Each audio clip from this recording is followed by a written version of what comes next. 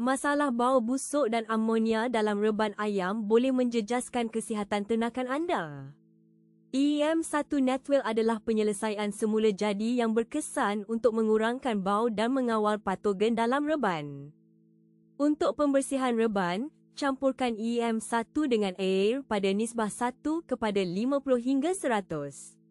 Semburkan pada lantai, dinding dan alas reban 2 hingga 3 kali seminggu untuk kawalan bau yang berkesan. Cara penggunaan sangat mudah, campurkan EM1 Netwell dengan air pada nisbah 1:50. Semburkan secara merata pada lantai, dinding dan alas reban. Lakukan 2 hingga 3 kali seminggu untuk hasil terbaik.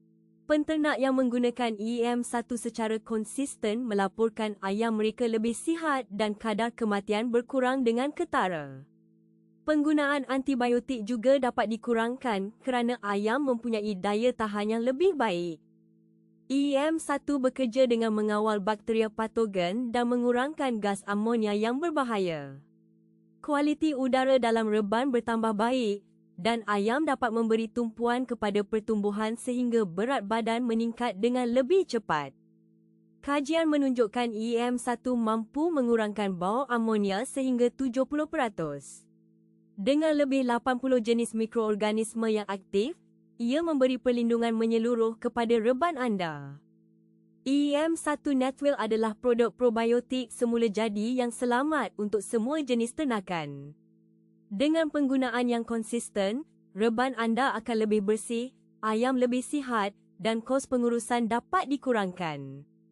Untuk maklumat lanjut dan pesanan EM1 Netwell, hubungi kami melalui WhatsApp.